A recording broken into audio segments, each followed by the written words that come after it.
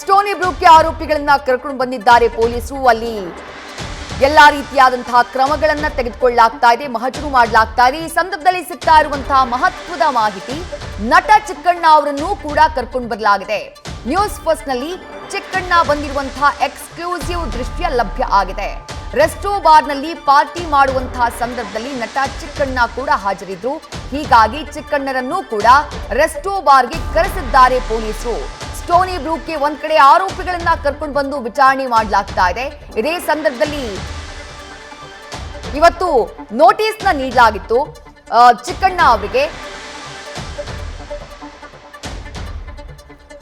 Notice ನ ಕೂಡ ನೀಡಲಾಗಿತ್ತು ಚಿಕ್ಕಣ್ಣ ಅವರಿಗೆ, ಈ ಒಂದು ವಿಚಾರಣೆಗೆ ಆಗಮಿಸಬೇಕು ಅಂತ ಹೇಳಿ. ಈಗ ಈ ಪ್ರಕರಣದಲ್ಲಿ ವಿಟ್ನೆಸ್ ಆಗಿ ಚಿಕ್ಕಣ್ಣ ಅವರನ್ನ ಕನ್ಸಿಡರ್ ಮಾಡಲಾಗಿದೆ. ಹಾಗಾಗಿ ಅವರನ್ನ ಕೂಡ ವಿಚಾರಣೆಯ ಸಂದರ್ಭದಲ್ಲಿ ಹಾಜರಿರುವಂತೆ ಕರೆಸಿಕೊಂಡಿದ್ದಾರೆ ಪೊಲೀಸರು. ಸ್ಟೋನಿ ಬ್ರೂಕ್ನಲ್ಲಿ ನಟ ಚಿಕ್ಕಣ್ಣ ಅವರು ಕೂಡ ಈಗ ಈ ಮಹಜರು ಪ್ರಕ್ರಿಯೆಯಲ್ಲಿ ಭಾಗಿಯಾಗಿದ್ದಾರೆ ಅನ್ನುವಂತ ಮಾಹಿತಿ.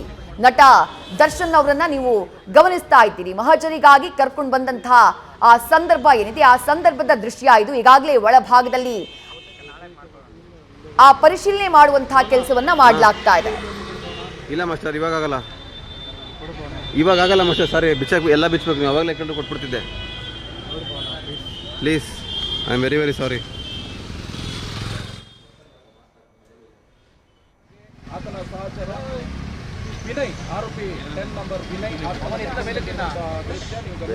ಈಗಾಗಲೇ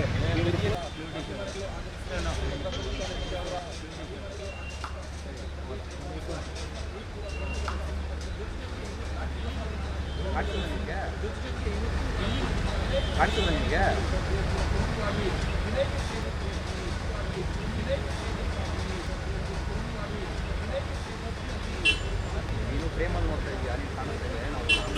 ನಾವು ಪ್ರೇಮಲ್ಲಿ ನೋಡ್ತಾ ಇದೆಯಾ, ನೀನು ಕಾಣಿಸ್ತಾ ಇದೆ.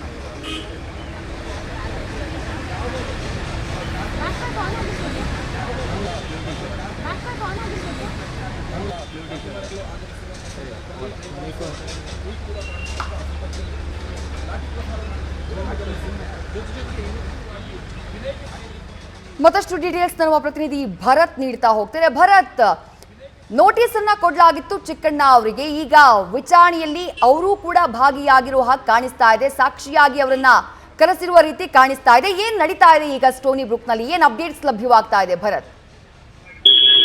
ವಿಜಯಶ್ರೀ ರೇಣುಕಾಸ್ವಾಮಿ ಮರ್ಡರ್ ಕೇಸ್ಗೆ ಸಂಬಂಧಪಟ್ಟಂತೆ ಸ್ಟೋನಿ ಬ್ರೂಕ್ಸ್ ನಲ್ಲಿ ಈಗಷ್ಟೇ ಸ್ಥಳಮಹಜರ್ ಮಾಡುವಂತಹ ಕಾರ್ಯ ಶುರುವಾಗಿದೆ. ಈಗ ನಟ ದರ್ಶನ್, ವಿನಯ್ ಸೇರಿದಂತೆ ಎಲ್ಲ ಪ್ರಮುಖ ಆರೋಪಿಗಳನ್ನ ಈಗಷ್ಟೇ ಸ್ಟೋನಿ ಬ್ರೂಕ್ಸ್ ಪಬ್ಗೆ ಕರೆದುಕೊಂಡು ಬಂದು ಒಂದಿಷ್ಟು ಸಾಕ್ಷ್ಯ ಸಂಗ್ರಹಣ ಮಾಡೋದಂತಹ ಕೆಲಸಕ್ಕೆ ಮುಂದಾಗಿದ್ದಾರೆ.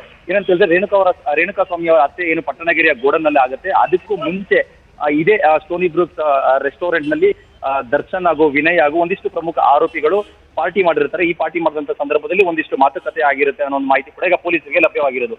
ಹಾಗಾಗಿಯೇ ಈ ಸ್ಥಳ ಮಾಜರ್ ಮಾಡುವಂತಹ ಕಾರ್ಯ ತುಂಬಾ ಪ್ರಮುಖವಾಗಿರುತ್ತೆ.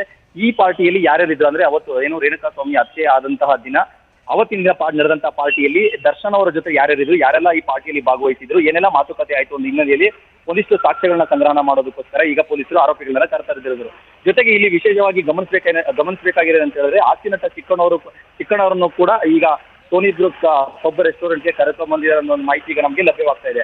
ಈಗಾಗಲೇ ಏನು ಪೊಲೀಸರು ಚಿಕ್ಕಣ್ಣವರಿಗೆ ಇದೇ ಪ್ರಕರಣಕ್ಕೆ ಸಂಬಂಧಪಟ್ಟಂತೆ ನೋಟಿಸ್ ಕೂಡ ಜಾರಿ ಮಾಡಿದ್ರು. ಅವ್ರನ್ನ ಅನ್ನಪೂರ್ಣೇಶ್ವರಿ ನಗರ ಪೊಲೀಸ್ ಠಾಣೆಗೆ ಬಂದು ವಿಚಾರಣೆಗೆ ಎದುರಾಗಬೇಕು, ಹೇಳಿಕೆಯನ್ನು ಕೊಡಬೇಕು ಅಂತ ಒಂದು ಸೂಚನೆ ಕೂಡ ಕೊಟ್ಟಿದ್ರೆ. ಯಾಕಂದ್ರೆ ಹತ್ಯೆ ನಡೆದ ಜಾಗದಲ್ಲಿ ಚಿಕ್ಕಣ್ಣವರು ಇರುವ ಬಗ್ಗೆ ಪೊಲೀಸರಿಗೆ ಮಾಹಿತಿ ಇಲ್ಲ. ಆದ್ರೆ ಸ್ಟೋನಿ ಬ್ರೂಕ್ಸ್ ರೆಸ್ಟೋರೆಂಟ್ ನಲ್ಲಿ ಅವತ್ತು ನಡೆದಂತಹ ಪಾರ್ಟಿಯಲ್ಲಿ ನಟ ಚಿಕ್ಕಣ್ಣವರು ಭಾಗಿಯಾಗಿದ್ರು ಅಂತ ಒಂದು ಖಚಿತ ಮಾಹಿತಿ ಪೊಲೀಸರಿಗಿತ್ತು. ಆ ನಿಟ್ಟಿನಲ್ಲಿ ಒಂದು ಸಾಕ್ಷಿಯನ್ನಾಗಿ ಒಂದು ಕಾರಣದಿಂದ, ಅಂದ್ರೆ ಚಿಕ್ಕಣ್ಣವರು ಹತ್ಯೆ ಆಗಿದ್ದಂತಹ ದಿನ ನಟ ದರ್ಶನ್ ಅವರ ಜೊತೆ ಇದ್ರು, ವಿನಯ್ ಅವರ ಜೊತೆ ಇದ್ರು, ಇದೇ ಸ್ಟೋನಿ ಬ್ರೂಕ್ಸ್ ರೆಸ್ಟೋರೆಂಟ್ ನಲ್ಲಿ ಭಾಗವಾಗಿದ್ರು.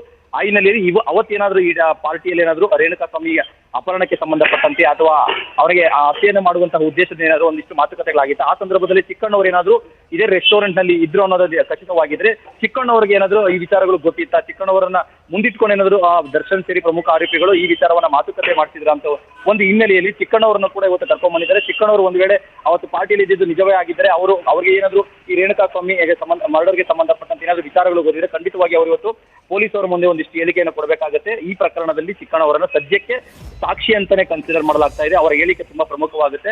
ಅವತ್ತಿನ ನಡೆದಂತಹ ಪಾರ್ಟಿಯಲ್ಲಿ ರೇಣುಕಾಸ್ವಾಮಿಯ ಅಪಹರಣ ಜೊತೆಗೆ ಹತ್ಯೆಗೆ ಸಂಬಂಧಪಟ್ಟ ಏನಾದ್ರು ವಿಚಾರಗಳು ನಡೆದಿದ್ದಲ್ಲಿ ಇದು ಚಿಕ್ಕಣ್ಣವರ ಗಮನಕ್ಕೂ ಇದ್ದು ಅದನ್ನ ಅವರು ಮರೆಮಾಚಿದ್ರು ಅನ್ನೋ ಒಂದು ಅನುಮಾನದಲ್ಲಿ ಇವತ್ತು ಚಿಕ್ಕಣ್ಣವರನ್ನ ದಿಢೀರ್ ವಶಕ್ಕೆ ಪಡ್ಕೊಂಡಿದ್ದಾರೆ. ಅಂದ್ರೆ ನೋಟಿಸ್ ಕೂಡ ಕೊಟ್ಟಿದ್ರು, ಅವರು ಸ್ಟೇಷನ್ಗೂ ಹೋಗಿರ್ಲಿಲ್ಲ, ಮನೇಲೂ ಕೂಡ ಇರಲಿಲ್ಲ. ಆದ್ರೆ ಈಗ ಆ ದಿಢೀರ್ ಅಂತೇಳಿ ಆರೋಪಿಗಳ ಜೊತೆಯಲ್ಲಿ ಅವರು ಸೋನಿ ಬ್ರೂಕ್ಸ್ ರೆಸ್ಟೋರೆಂಟ್ಗೆ ಬಂದಿರೋದು ನಿಜಕ್ಕೂ ಒಂದು ರೀತಿ ಸರ್ಪ್ರೈಸ್ ಅಂತಾನೆ ಹೇಳ್ಬೋದು.